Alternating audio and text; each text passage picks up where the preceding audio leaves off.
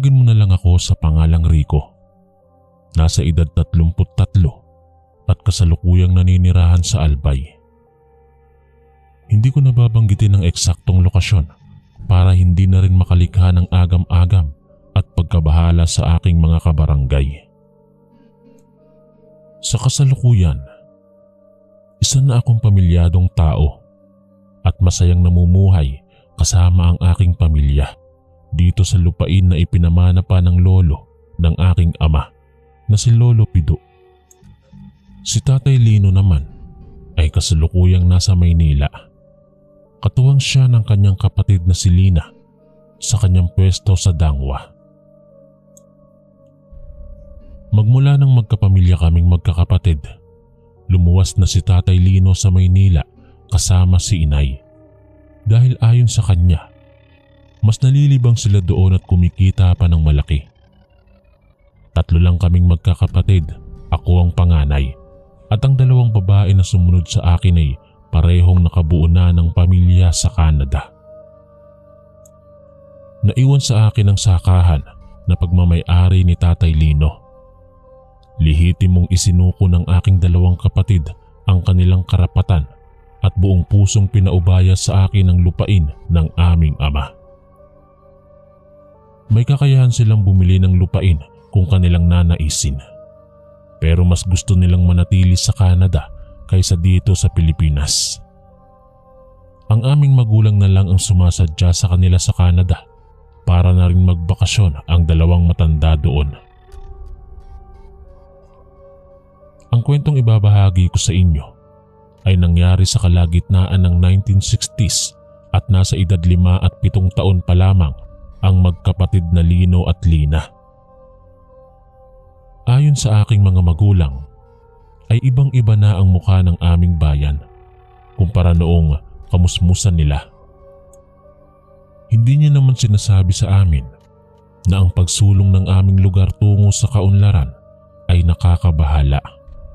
Dahil sa halip na nagdulot ito ng maraming oportunidad sa karamihan, sa sarili ko rin naobserbahan na ang paglinang sa ating tagong yaman ay hindi nakadudulot ng kasiraan. Sa halip ay nagdudulot ng kamalayan kung bakit dapat ingatan ang likas na yaman. Sa isang tumana makikita ang 2 bata na kasalukuyang naliligo at nagtatampisaw. Larawan ng kamusmusan at kawalang malay ang mababakas sa mukha ng 2 bata. Anak ng mag-asawang magsasaka na sina Lino at Lina na masayang namumuhay sa isang payak na pamayanan sa probinsya ng Antique. Ang 2 bata ay inapo ng isang tanyag na albularyo sa lugar na kilala sa pangalang Lolo Pido. Si Lolo Pido ay isang batikang manggagamot sa lugar na biyasa sa paggamit ng iba't ibang uri ng anting-anting. Ang tumana na kanilang pinaliliguan ay karugtong ng ilog na pinangingilagan ng kanilang kabaryo. Ilang sandali pa ang lumipas ay kumaripas ng takbo ang 2 magkapatid dahil natanaw nila ang kanilang inang na si Luning na kasalukuyang binabaybayang landas patungo sa kanilang pinaliliguan. Inabot na ang magkapatid ng tanghaling tapat sa tumana na mahigpit na ipinagbabawal ng mga matatanda ang paglusong dahil sa paniniwala na umano'y ito ay kanlungan ng iba't ibang elemento at maiitim na uri ng engkanto. Alam na ng magkapatid ang kanilang kapalaran kapag nadatnan sila ng kanilang ina. Mahahagupit na naman sila ng tangkay ng bayabas. Kaya agad silang nagpulasan papunta sa kanilang Lolo Pido na tanging makakapagpahinahon sa kanilang ina. Nadatnan nila ang kanilang Lolo Pido na kasalukuyang may inaasikaso na pasyente sa beranda ng kanyang munting bahay. Tuloy-tuloy ang magkapatid sa pagpasok ni hindi nila alintana ang basang damit na kanilang suot. Alam na ng matandang manggagamot kung sino ang tinatakasan ng magkapatid. Ang kanilang ina na kanyang nag-iisang anak sa namayapang kabiyak, ilang taon na ang nakararaan. Ilang minuto lamang ang pagitan dumating ang kanyang anak na si Luning. Naabutan niya ang kanyang ama na kasalukuyang may ginagamot. Sinenyasan lang siya ng ama na pumasok na lang sa loob dahil andoon ang kanyang dalawang anak. Walang nagawa si Luning kundi hayaan na lang ang kanyang dalawang anak na kasalukuyang naliligo sa poso. Tiningnan niya kung nakaluto na ang kanyang ama ng tanghalian pero wala siyang mahagilap.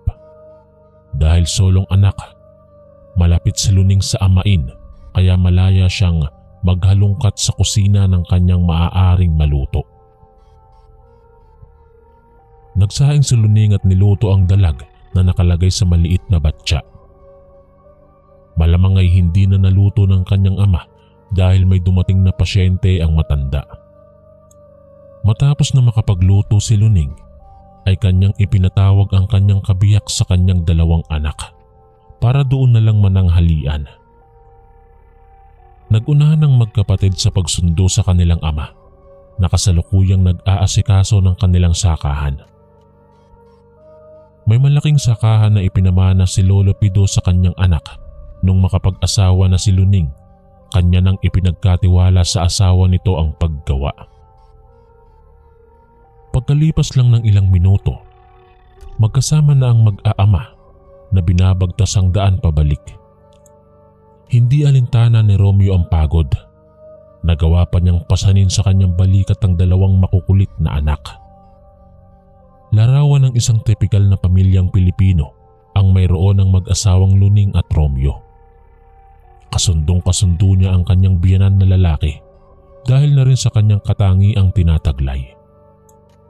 Napakasipag ni Romeo, kaya kahit galing sa maralitang pamilya, kinalugdan siya ni Lolo Pido. Noong magkasintahan pa lang ang kanyang anak at si Romeo, walang pagtutol na ipinakita ang matanda. Sa halip ay ipinagdiinan ni Lolo Pido na kung sigurado na ang dalawa ay huwag nang patagalin at formal na magpakasal para malaya na silang gawin ang anumang nanaisin.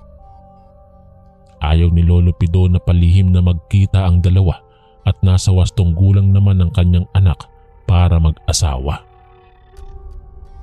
Hinintay lang nilang matapos ang matanda sa kanyang ginagawa sa labas na pag-istima sa kanyang pasyente. Nung pumasok si Lolo Pido sa loob, agad inayos ni Luning ang hapagkainan para sa tanghalian ng kanyang pamilya. Ginanahan sa pagkain ng matanda dahil kasama niya ang pamilya ng kanyang nag-iisang anak na si Luning. Lalo na ang kanyang dalawang apo na walang tigil sa pagtatanong kung bakit pinagbabawalan silang lumapit sa bukal na pinanggagalingan ng tubig sa tumana. Ayaw na sanang ungkatin ng babae ang nakaraan ng tumana at paano iyon nagdulot sa kanila ng isang malagim na bangungot.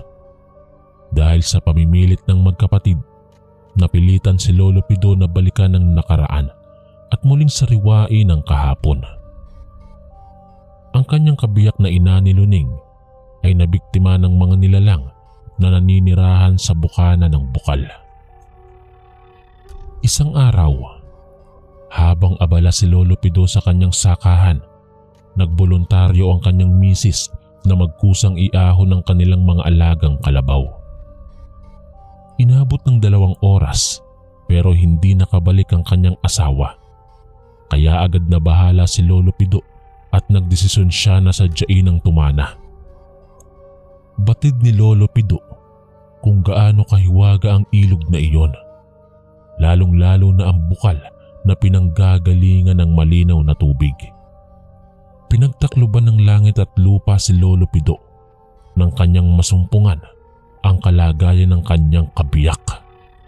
Nakadapa ang kanyang asawa sa gitna ng linaw habang paikot-ikot siyang nilalamon ng malakas na ipo-ipo.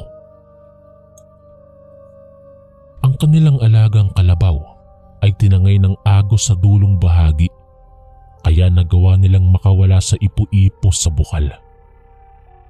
Habang umiiyak si Lolo Pido sa sinapit ng kanyang asawa, nakikita ng kanyang mata kung paano nagbunyi ang mga residente na nakatira doon.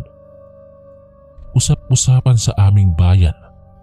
Ang pamayanan sa bukana ng Bukal ay kanlungan ng mga aswang at kanilang mga inaalaga ang tagasunod na mababangis na hayop. Sinubukan ni Lolo Pido na iligtas ang kanyang asawa, pero sadyang malakas ang bugso ng ipo-ipo kaya nalamon siya ng tubig pailalim.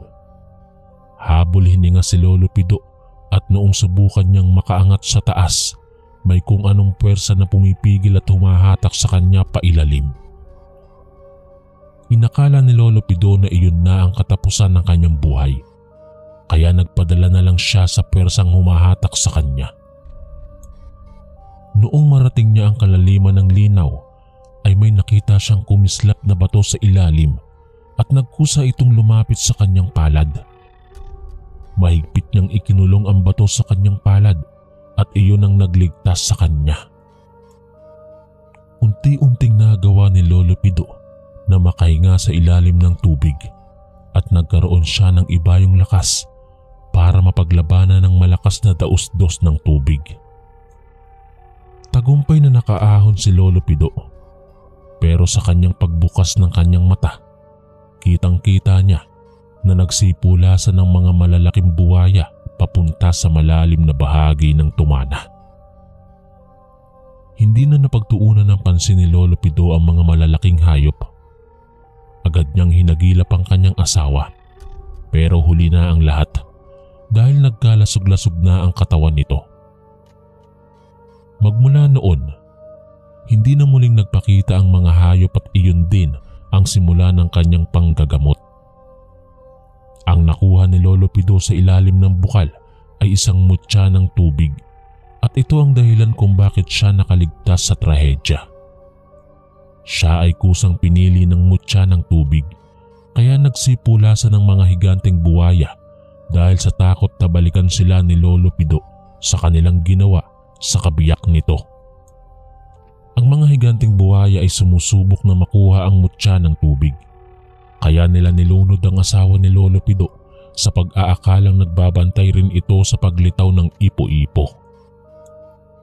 Sa paniniwala ni Lolo Pido na ang mga higanteng buwaya ay tagasunod ng mga aswang, marami ang nagpatotoo sa paniniwala ni Lolo Pido dahil ilang beses nang naaktuhan ng mga residente na ginagamit ng pamilyang nakatira sa lugar ang kanilang gamit sa pagbugaw ng mga isda tuwing nagpapakain sila.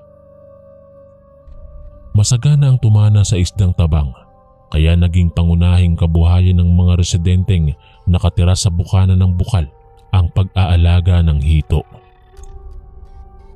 Patuloy na umaasa si Lolo Pido na muling lumitaw ang mga higanteng buwaya sa tumana para maipaghiganti ang kanyang asawa.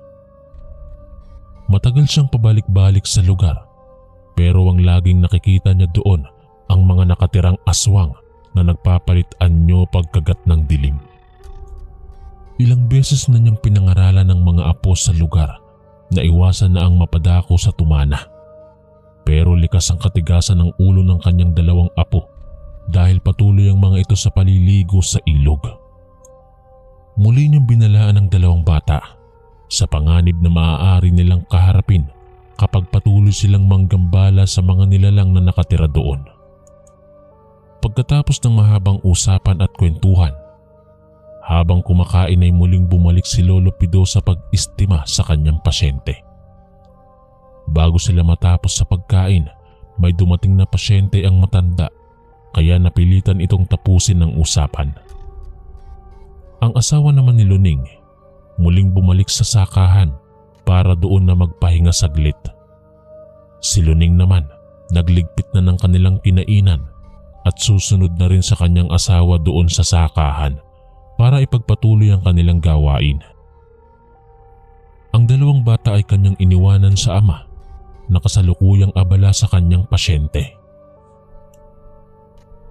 Kinagabihan, habang sila'y kumakain ng hapunan, ay kapansin-pansin ang pananahimik ni Lino. Patuloy lang ito sa pagsubo ng kanyang pagkain habang walang kurap-kurap ang kanyang mata. Hinayaan lang ni Luning ang kanyang anak sa pag-aakalang Inaantok lang ito sa buong araw na paglalaro. Pero nabigla silang mag-asawa nang mabalingan nila ang kanilang anak na naghuhukay sa ilalim ng kanilang lutuan. Ang nakukuhang lupa ng bata ay kanyang sinusubo habang tulala ito at nakapako lang sa isang direksyon ng kanyang paningin. Lalong nagimbalang mag-asawa dahil sa nasaksihan, dahil nagsimula ng umakto ng kakaiba ang kanilang anak. Pinipilit nila ang bata na tumingin ng diretso sa kanilang mata, pero sinasadya niyang ilihis ang kanyang paningin. Sinubukan ni Romeo na pigilan ng kanyang anak sa ginagawa nitong pagsubo ng buhangin, pero nagpumiglas ito. Nagimbal si Romeo sa lakas ng kanyang anak na lalaki dahil nagawa niyang labanan ng lakas ng ama. Dahil sa kakaibang inaakto ng kanyang anak, humingi na ng tulong si Luning sa kanyang kamag-anak sa paligid. Pinagtulungan nilang maigapos ang batang si Lino para madala sa bahay ng kanyang ama para ipagamot. 5 kalalakihan ang nagtulong-tulong para magapos ang kanilang anak na tuluyan ng nagwawala at kung ano-anong salita ang namumutawi sa kanyang bibig. Sinabi ng kanyang matatandang kamag-anak na dalhin na sa kanyang ama ang bata at baka naengkanto o sinapian ng kaluluwang ligaw. Sinubukan niyang kausapin ang kanyang anak pero puro mura ang kanyang narinig at nakuha pa siyang duraan ng kanyang anak. Nawala ang kulay itim na nakatabing sa mata ng kanyang anak. Sa halip, puro puti na lang ang maaaninag habang nagpupumiglas ito sa pagkagapos. Pinagtulungan ng mga kalalakihan na mabuhat ang batang si Lino papunta sa bahay ni Lolo Pido. Kasalukuyang abala ang matanda sa pagsasaayos ng kanyang gamit para pumasok na sa kanyang bahay. Sandaling naparalisa ang matanda nung masilayan ng kanyang apo. Noong makabawi sa pagkabigla, agad hinagilap ni Lolo Pido ang kanyang habak at pinangangalaga ang anting-anting. Nagpakuha siya ng siga kay Luning para sa kanyang gagamitin na pausok sa panggagamot. Iba't ibang sangkap ang kanyang ginamit sa apo na pausok. May isinabit din siyang medalyon. Lalong tumindi ang pagwawala ng bata at magkakaibang boses ang lumalabas sa kanyang bibig. Dinasalan ni Lolo Pido ang kanyang langis at ipinahid sa noo, kamay, tiyan at talampakan ng bata. Agad nang lupaypay ang katawan ng bata at nawala ng malay. Hindi mapakali si Luning at Romeo pero sinigurado ni Lolo Pido sa kanila na ligtas ang kanilang anak at kasalukuyang nagpapahinga lang. Nagsimulang magtanong si Luning sa ama kung ano ang kalagayan ng kanyang anak at kung bakit ganoon ang kanyang kilos. Ipinahayag ni Lolo Pido na tanging si Lina lamang ang makakabigay linaw sa totoong pinagkaugatan ng misteryong nangyari kay Lino. Ipinagtapat ni Lina na pagkatapos nilang kumain ng tanghalian, sinalisihan nila ang kanilang Lolo Pido para bumalik sa tumana. Sa hindi inaasahang pagkakataon, habang nagbabatuan sila ng buhangin na magkapatid, ay nasobrahan ni Lino ang lakas kaya nasapul lahat doon sa linaw. Pagkalipas lang daw ng ilang minuto, nagsimula na si Linong magsalita ng kakaiba, kaya dinala ng kapatid pauwi. Natulog lang si Lino pagkadating at sa kanyang paggising, hindi na ito makausap ng maayos. Nanindig ang balahibo ni Luning sa kanyang narinig. Tugma ang sinabi ni Lina sa pahayag ng kanyang kamag-anak na nakakita sa magkapatid habang naglalaro sa tumana. Kaya pala kumakain ng buhangin ng kanyang anak dahil iyon ang kanyang ginamit para magambala ang bukal na pinanggagalingan ng tubig na dumadaloy sa tumana. Hindi na nagsayang ng oras si Lolo Pido. Kanyang ipinahayag na walang awa ang mga nilalang na kumukubli sa linaw. Kaya kailangan nilang mabawi ang diwa ng kanyang apo ng gabing yon. Kinumpirma ng matanda na isang medium na lamang ang kanilang kaharap at ang kanilang totoong anak ay kinuha na ng mga aswang sa tulong ng mga engkantong itim na gumagabay sa kanila. Isinuot ni Lolo Pido ang kanyang mutya ng tubig at nagbitbit ng kanyang gamit para bawiin ang katawan ng kanyang apo sa mga aswang na pumataw ng parusa sa kanya. Hindi lang iyon pagbawi sa kanyang apo, kundi paghihiganti sa mga nilalang na naging dahilan sa pagkamatay ng kanyang asawa. Pinagtulungang buhati ng kalalakihan ng walang malay na katawan ni Lino papunta sa tumana na huling lugar na pinuntahan ng magkapatid. Kinordon ni Lolo Pido ng pulang tela ang paligid ng tumana. Muli siyang gumawa ng siga at naglagay ng kanyang mga sangkap. Mabilis na kumalat ang usok sa paligid at unti-unting narinig ng mga taong nakapaligid doon ang dumadagundong na daing na hindi naman nila nakikita kung saan nang gagaling. Halos magkakamag-anak lang ang nandoon, kaya naging madali kay Lolo Pido na pakiusapan sila na manatiling nakakalma. Patuloy ang paglagay ni Lolo Pido ng iba't ibang sangkap na pampausok. Habang ginagawa niya iyon, lalong lumalakas ang hiyawan at daing na naririnig sa lugar. Makikita mula sa loob ang maaksyon na pakikipagtuos ni Lolo Pido sa mga nilalang na tanging anino lang ang makikita sa labas ng kinordon na lugar. Dinamihan ng kamag-anak ni Luning at Romeo ang nakasigang kahoy sa paligid para lumiwanag sa buong tumana. Hindi naman kinaya ni Lolo Pido sa dami ng engkantong itim na kanyang ikinulong sa loob ng tumana. Bigla na lang natumba ang matandang albularyo sa lakas ng kanyang tama, medyo malayo ang kanyang binagsakan. Sa paghina ng depensa ni Lolo Pido, nagsimulang magdeliryo ang batang si Lino. Nagsimulang magbago ang kulay ng kanyang balat habang naglulumpasay sa sobrang pag-iinit ng kanyang katawan. Hindi alam ng mag-asawang Luning at Romeo kung ano ang gagawin para matulungan ang kanilang anak. Biglang naglitawan ng mga aswang na naninirahan sa paligid ng bukal na pinanggagalingan ng tubig na dumadaloy papunta sa tumana. Hindi nila magawa na pumasok sa tumana mismo dahil sa pananggalang na ikinabit ng matandang albularyo sa lugar. Hindi nagpatinag ang kamag-anak ng mag-asawang Luning at Romeo. Pinalibutan nila ang lugar at kanya-kanya silang naghagilap ng matutulis na kahoy sa paligid.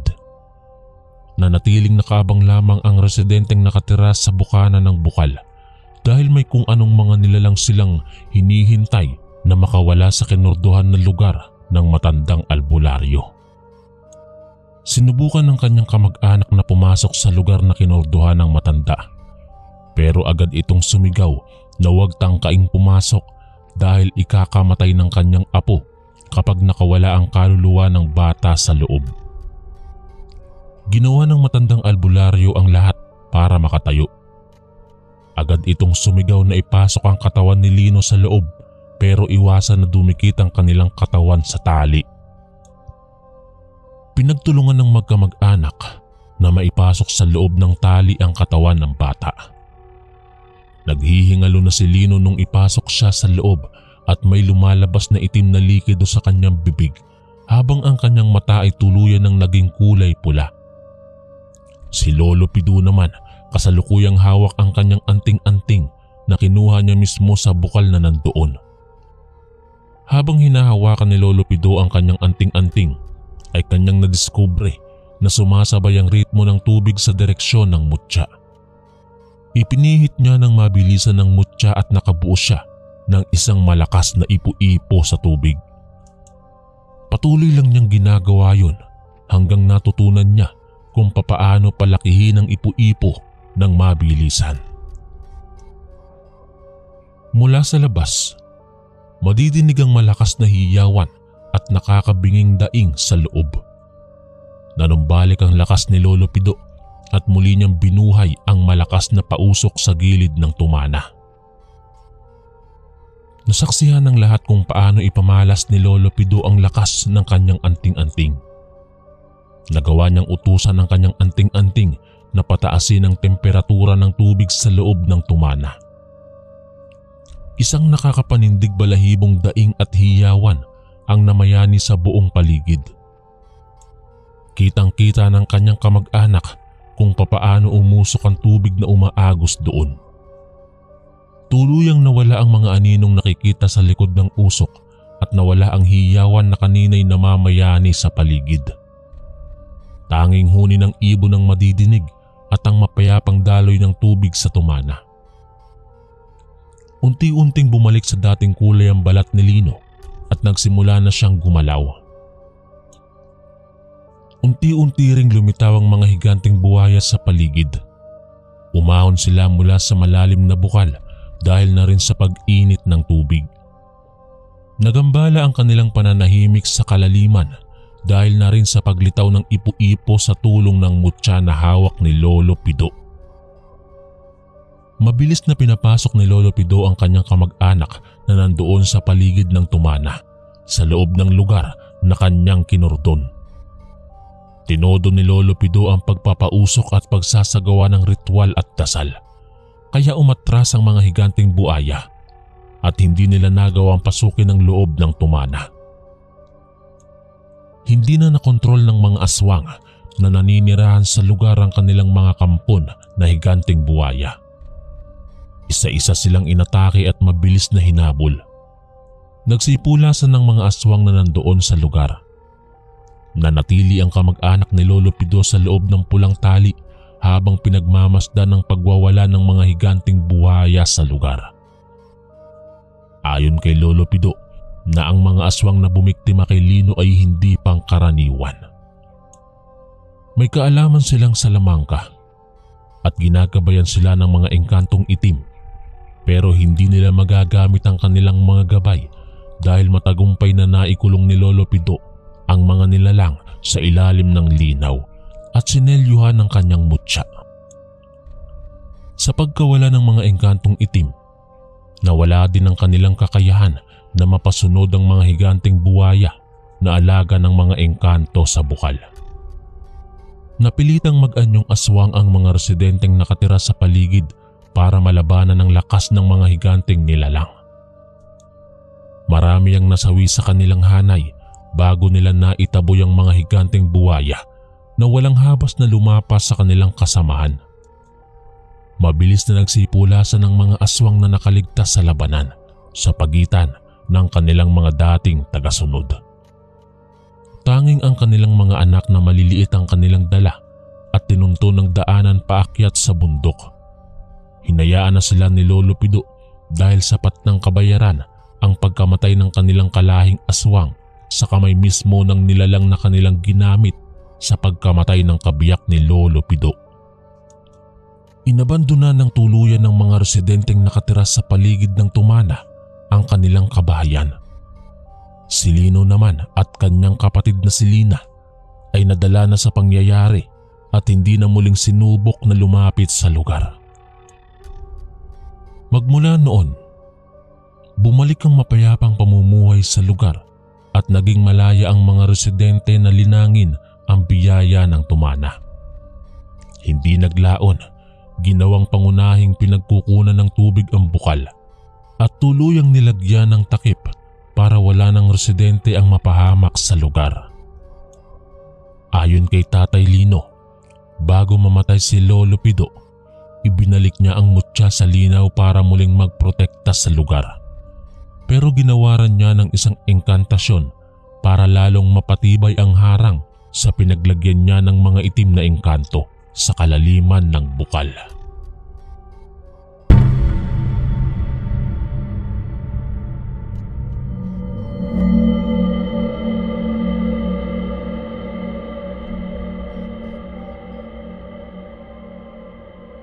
Magandang araw po sa inyong lahat. Nais ko lang na magbahagi sana ng kwentong aswang sa inyong channel.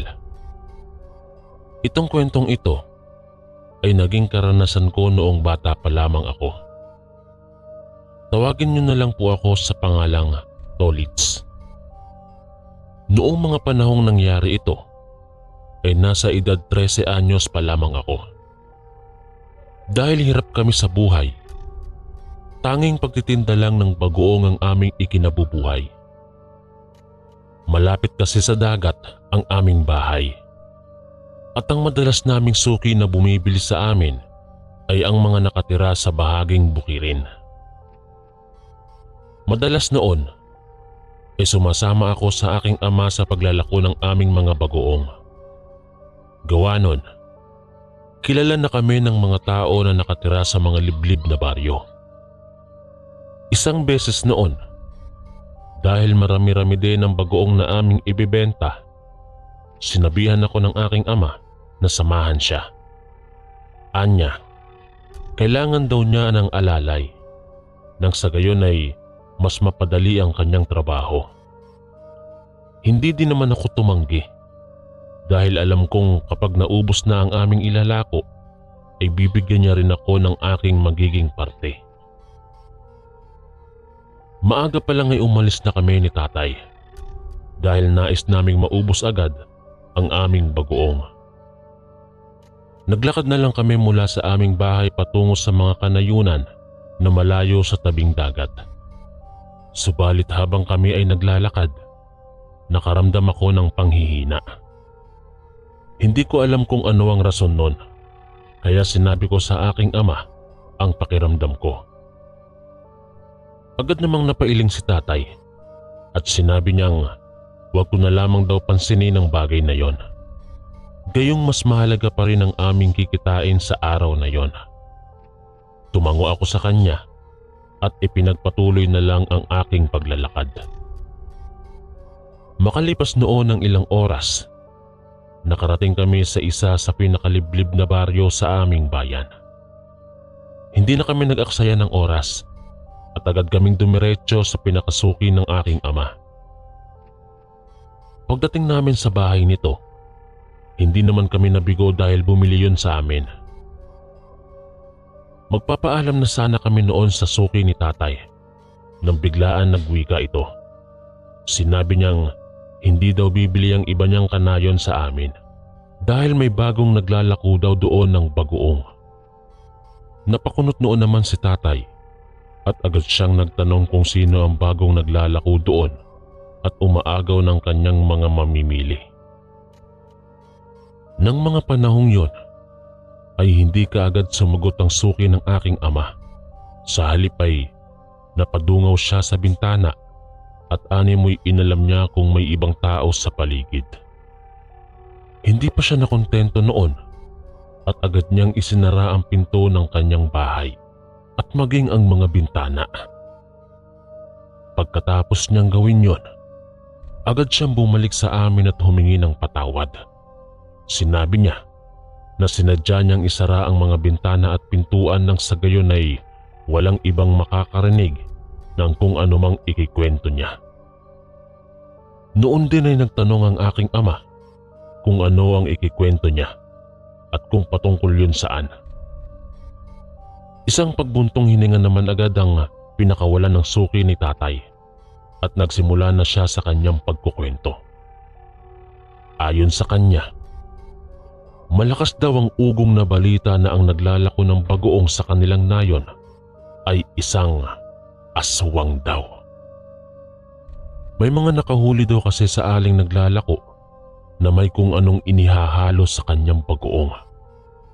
Alam nang nakahuli na hindi daw iyon galing sa isda, kaya labis ang pagtataka nito at ang duda pa niya ay baka daw galing yon sa tao. Napakunot noon ang aking ama sa kanyang narinig. Samantala, naninindig na ang aking mga balahibo sa batok dahil sa unti-unting pagbalot ng kilabot sa aking pagkatao. Nang mga sandaling yon, naisipan ni tatay na magtanong sa kanyang suki kung saan nakatira ang nasabing ali. Hindi naman noon nagdalawang isip ang naturang tao at sinabi kay tatay kung saan niya matatagpuan ang bahay ng aming kakompetensya. Pagkatapos ng pag-uusap nilang yon, nagpaalam na kaming aalis.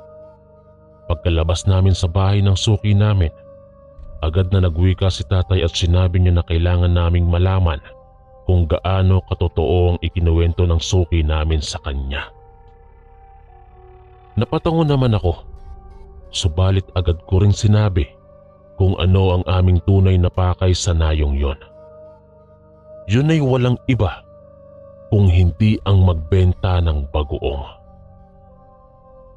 Sumang-ayon naman siya at sinabi nilang sa akin na hayaan na lang namin ang Ali sa kanyang paglalako at ang mahalaga daw noon ay hindi niya sinisiraan ang aming paninda.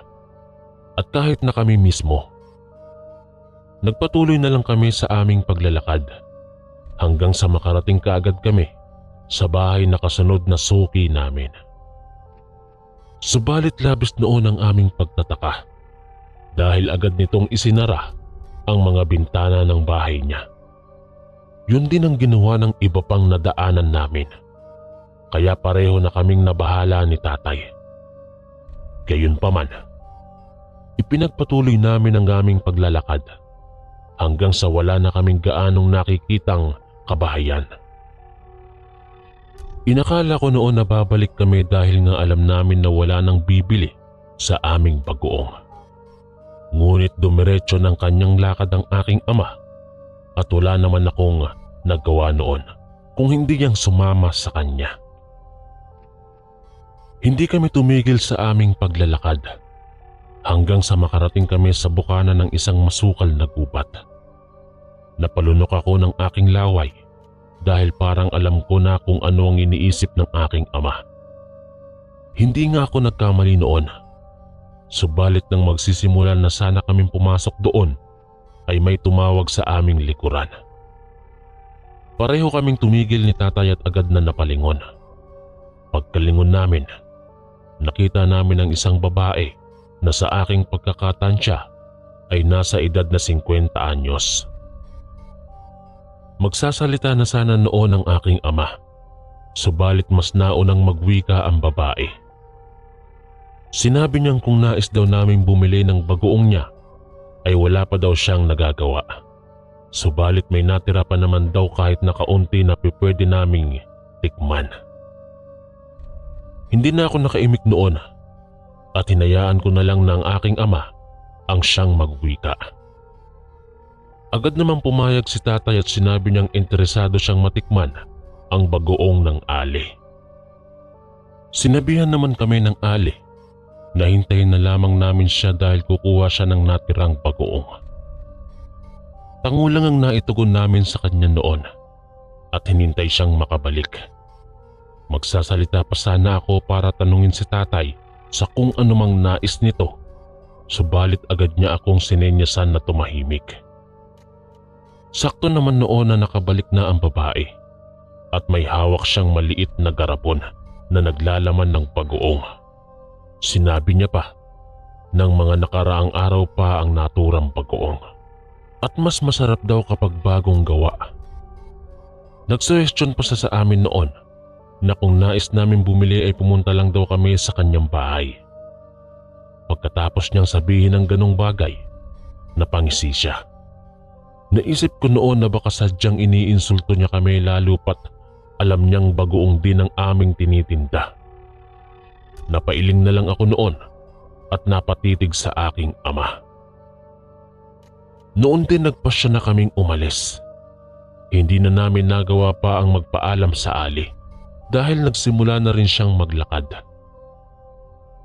Habang naglalakad kami noon, tinanong ko si tatay kung ano ang kanyang gagawin sa isang garapong bagoong ng Ali. Subalit nakaramdam ako ng kaba nang sabihin niya na gagamitin daw niya yon para mapatunayan ng espekulasyon ng kanyang suki patungkol sa kakumpetensya namin. Tangulang noon ang naitugon ko sa kanya at tahimik na lang akong naglakad. Dahil bigo kaming maibenta lahat ng bagoong namin sa nayong yon, nagpasya kami na tumungo sa kabilang baryo.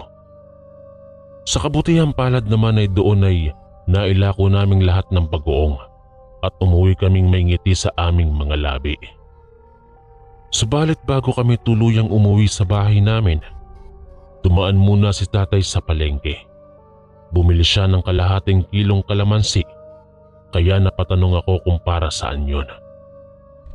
Hindi naman siya nag-atubili sa akin at sinabi niya na gagamitin daw niya yon para mapatunayan kung totoong aswang daw ang aling kakumpetensya namin. Hindi na lang ako umimik ng mga panahong yon at napatango na lang sa kanya. Dumiretso kami sa aming bahay at pagkarating namin doon, agad na sinabi ni tatay kay nanay ang patungkol sa aling kakumpetensya namin. Nagulat naman noon ang aking ina at agad na nagtanong kung bakit nagagawang sapawan nito ang aming ibinebentang bagoong. Nagtanong pa noon si nanay kung gaano daw ba kasarap ang bagoong at parang halos lahat ng mga suki namin sa mga kanayunan ay agad na nakumbinse sa ibinebenta ng babaeng yon. Subalit sa halip na sumagot, ipinakita niya ang isang garapon na siyang ibinigay sa kanya ng ali. Agad namang namulagat ang kanyang mga mata at nanabik na malaman kung gaano nga ba kasarap ang bagoong yon. Subalit nang akmang bubuksan na sana ng aking ina ang garapon para amuyin ang bagoong na nasa loob nito, agad siyang pinigilan ng aking ama. Sinabi nito na wag daw magkakamali si nanay na amuyin ang bagoong na yon dahil baka kung ano pa ang mangyari sa kanya. Natigilan naman noon ang aking ina at agad na nagtanong kung ano ang problema. Dahil doon, hindi na nag-atubili pa ang aking ama na sabihin kung ano yon. Noon din ay isinalaysay niya ang patungkol sa ali at ang pagdududa nito na isa iyong aswang. Sinabi na rin ng aking ama ang patungkol sa ikinuwento ng isa naming suki. Habang nagkikwento naman noon si tatay, hindi ko maiwasan ng hindi manginig. Naaalala ko kasi ang mukha ng ali na parang may kung anong binabalak na masama. Mabuti na nga lang at naabisuhan kaagad kami ng isa naming suki. Habang pinagmamasdan noon ni nanay ang garapon ng bagoong, inilabas ni tatay at inilagay sa mesa ang binili niyang kalamansi. Napakunot noo si nanay at agad na nagtanong sa aking ama kung ano ang gagawin nito doon. Hindi naman nagdalawang isip si tatay at sinabi kay nanay kung ano ang kanyang pakay.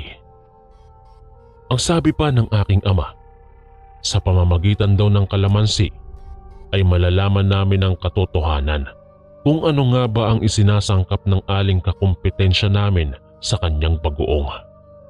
Pareho na lang kami ni nanay na nanatiling nakatitig sa garapon. Noong mga panahong yon, kumuha si tatay ng kutsilyo at pagkabalik niya ay isa-isa niyang hiniwa ang mga kalamansi. Pagkahiwa niya ng 7 kalamansi, binuksan kaagad ni tatay ang garapon at agad naming nalanghap ang amoy ng bagoong. Nagkatitigang kami ni nanay at parehong namangha. Alam namin na mas mabango iyon kung ikukumpara sa aming ibinebentang bagoong. Kaya sinubukan namin ni nanay na tikman ang bagoong. Pero pinigilan kami ni tatay at sinabihan na huwag kaming tikim ng pagkain na hindi pa naman kami sigurado. Wala na kaming nagawa noon ng aking ina kung hindi ang tingnan na lang si tatay habang pinipigaan ng katas ng kalamansi ang bagoong na nasa garapon. Pagkatapos niyang gawin iyon, hinalukay pa niya iyon gamit ang kutsara. Sa mga unang minuto na naaamoy namin ng bagoong, masasabi ko talagang napakabango noon. Subalit habang tumatagal ang minuto, doon namin nalanghap na sobrang baho noon. Hindi ko kayang ipaliwanag ang amoy noon, pero maihahalin tulad yon sa bulok na laman at dugo. Dahil nakapaloob pa yon sa garapon, sinabi ni nanay na ilagay yon ng aking ama sa kainan ng aso para makita namin kung ano talaga ang itsura ng bagoong. Noong mga sandaling yun kasi ay may kung anong kutob na kami lalo pa at sinabi ni tatay na malakas ang duda niyang aswang ang aling kakumpetensya namin sa aming negosyo.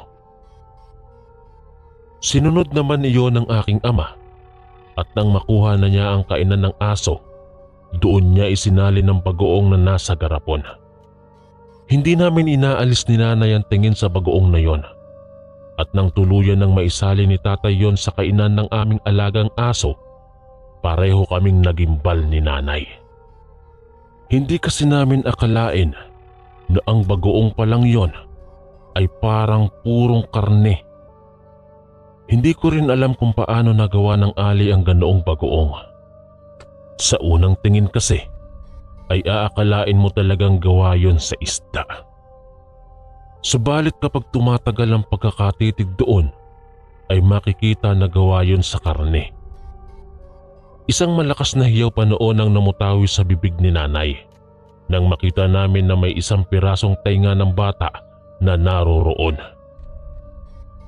Noong mga sandaling yon, napamura na ang aking ama at buong lakas siyang napasigaw. Ang walang yang aswang na yon? Itatapon sana niya ang bagoong. Subalit sinabi ng aking ina na susubukan daw naming ipakain sa aming aso. Yun na nga ang aming ginawa. At kagaya ng inaasahan, hindi yun kinain ng aming alaga. Inamoy lang niya yon habang nakabahag ang kanyang buntot at pagkatapos ay nagmadali yung umalis na parang may kung ano talagang kinatatakutan. Ilang beses ko pang tinawag ang aming alaga pero hindi na yun bumalik sa bagoong na binibigay namin sa kanya. Noong mga sandaling yon, sinabi ni tatay na tama ang hinala namin na aswang nga ang aling yon. Dagdag pa niya, baka daw kung may gayuma pang nakalakip sa bagoong nito. Kaya naman agad na nagustuhan yon ng mga tao. Napailing naman noon ang aking ina at sinabi na mabuti na nga lang daw at hindi namin yon tinikman. Nagtanong pa si nanay kay tatay kung ano ang kanyang binabalak dahil baka tuluyan daw na masapawan ng aling yon ang aming hanap buhay. Hindi naman kaagad nakasagot ang aking ama at nag-isip ito ng kung anong pwedeng gawin. Kalaunan, sinabi niya kay nanay na dadalhin na lamang niya ang bagoong ng aswang sa pagbabalik namin sa kanayunan para ipakita sa mga taga doon ang naturang bagoong. Subalit mabilis namang tinutulan ng aking nanay ang kung anumang binabalak niya. Sinabi nito kay tatay na kapag ginawa niya yon ay baka kung ano pa ang mangyayari sa kanya. Lalo pa at aswang nga ang aming kakumpetensya. Dagdag pa ng aking ina, masama daw ang gagawin ni tatay kung sakali. Dahil sisiraan niya ang iba para lang mangibabaw ang aming produkto. Tumango na lang ang aking ama at agad na sinabi na may punto naman si nanay. Dagdag pa niya ulit, baka imbis na swertehin kami ay mas lalo lang namalasin ang aming hanap buhay. Sa kadahilanang yon ay hindi na lang nagbalak ng kung anong masama si tatay sa alin na yon. Ang sabi pa niya ay bahala na ang mga tao kung bibili sa amin o hindi. Kapag daw kasi sasabihin niya kung ano man ang aming natuklasan, baka kami pa daw ang magmukhang masama sa mga mata ng tao. Sa kadahilanang yon, halos wala kaming ganang kumain noon.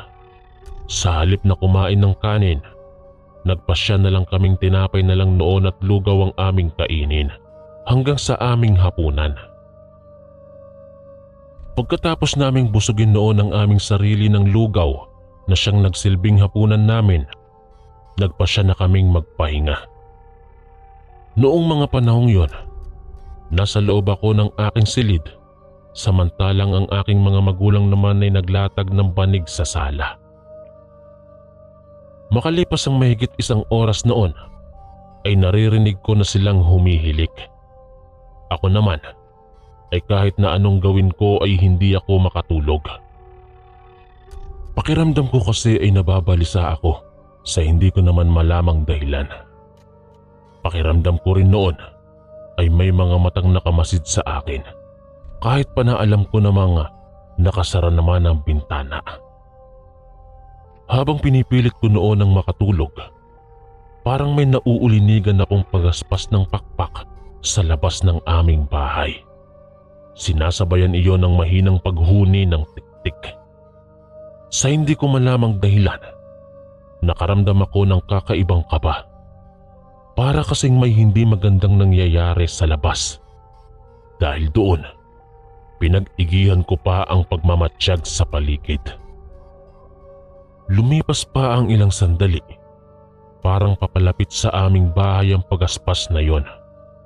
Kalaunan, napagtanto kong sa mismong tapat na pala ng aming bintana yon at dinig na dinig ko na ang paghuni ng aswang. Nagsitaasan ang aking balahibo sa batok dahil doon.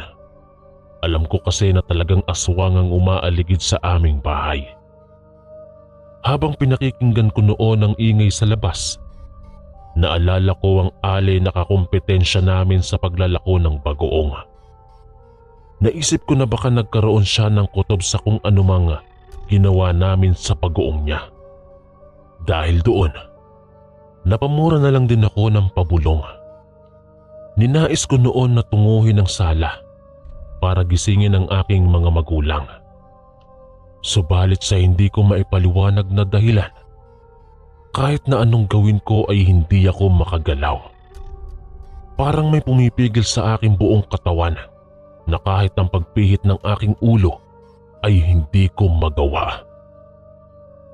Walang ano-ano, nakarinig ako ng 3 ulit na kalabog sa bintana. Dahil doon naman ako nakatitig, pilit kong sinipat kung ano ang mayroon doon. Ganun na lang ang aking gulat nang makita kong unti-unti nang nasisira ang panaranon. Hindi ko alam kung ano ang aking gagawin dahil kahit ang pagsigaw ay hindi ko magawa.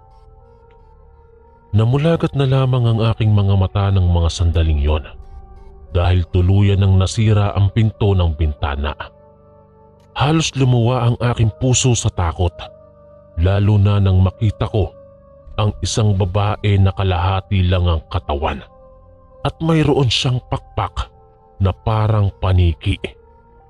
Ang buhok niya ay parang buhok ng kabayo na naninigas at nakabuhaghag. Noong makita niyang gising ako at nakatitig sa kanya, ngumisi siya at kitang-kita ko ang kanyang pangil. Habang nasa ganoong sitwasyon, nanginginig na ako.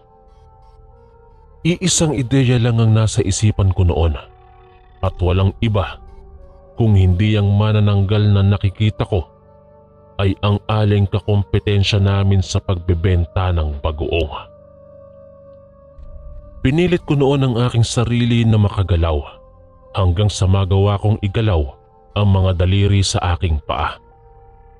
Noon din ay mabilis akong tumayo, subalit nang akmang maglalakad na sana ako palabas ng kwarto para sabihin sa aking mga magulang ang nangyayari, hindi ko na naman maigalaw ang aking katawan.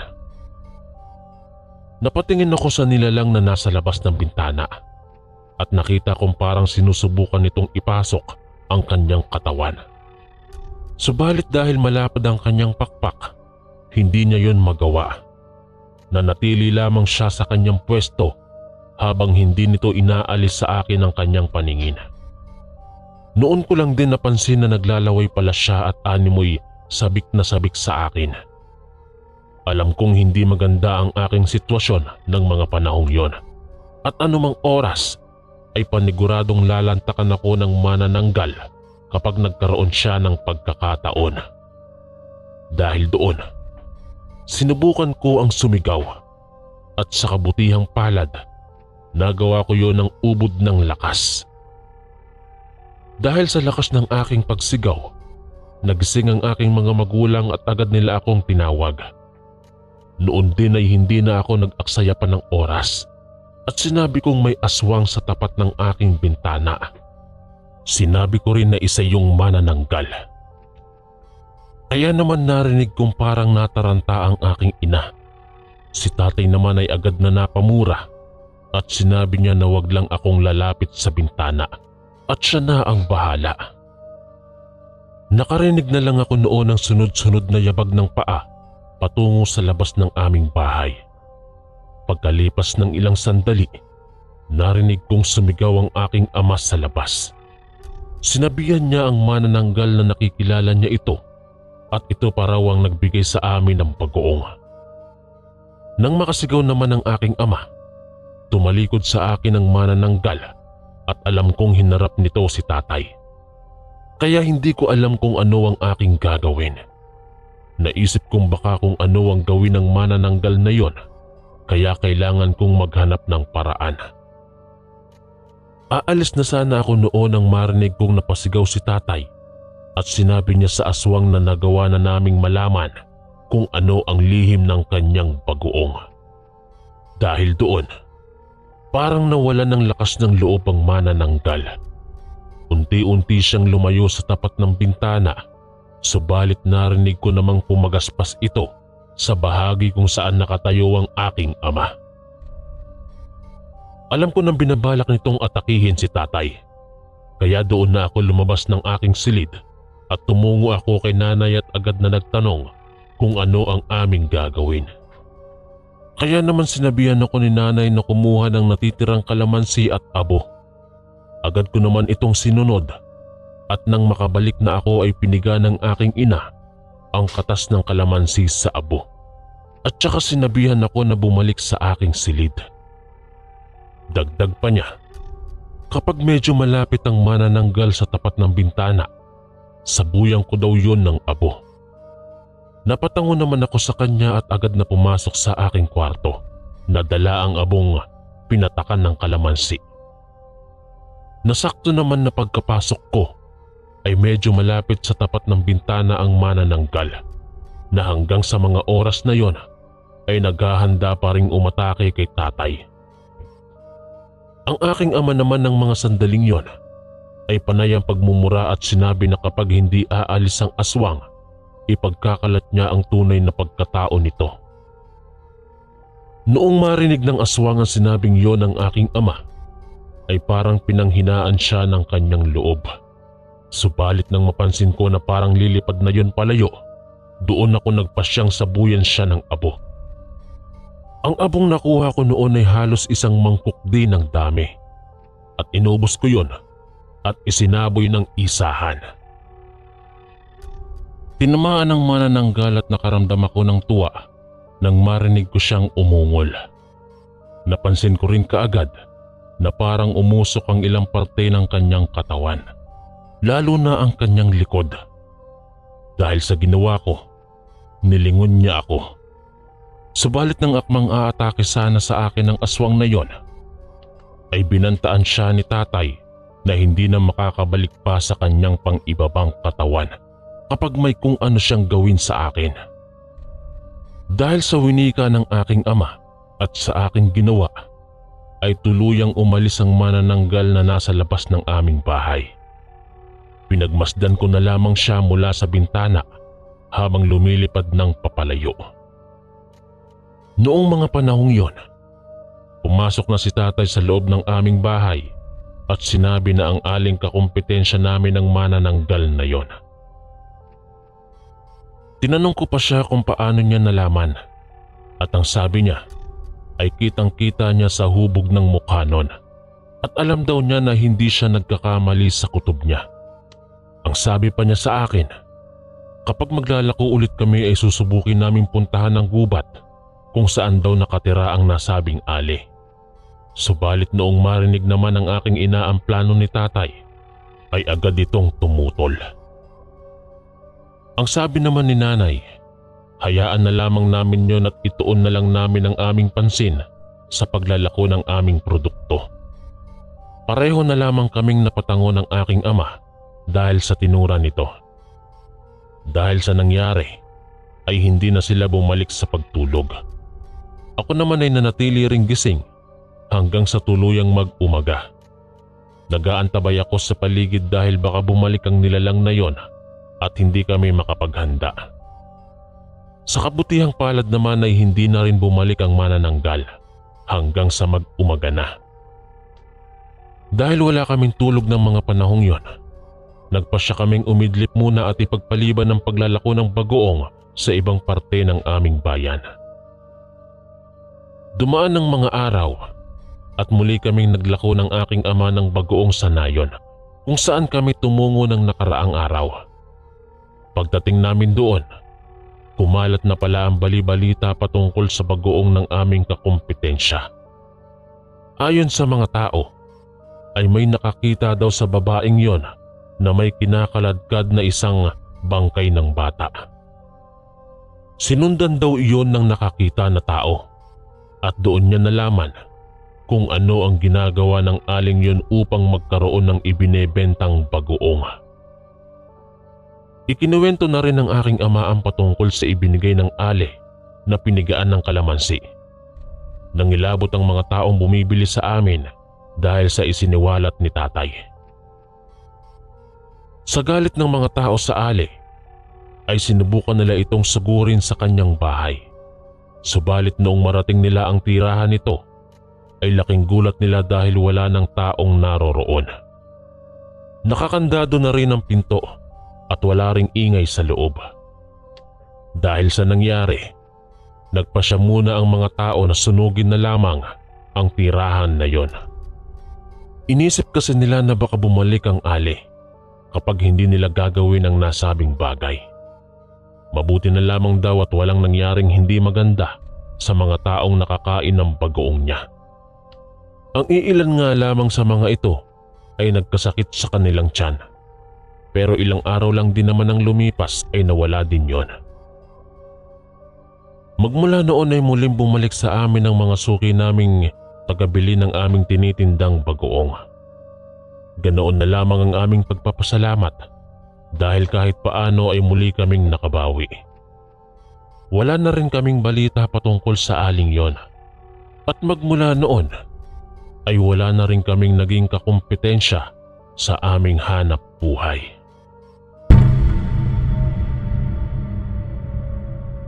Maraming salamat po mga kaistorya sa pakikinig at kita-kits po ulit bukas para sa isa na namang nakakatakot na kwento.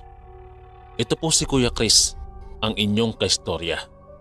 God bless po at ingat po lagi.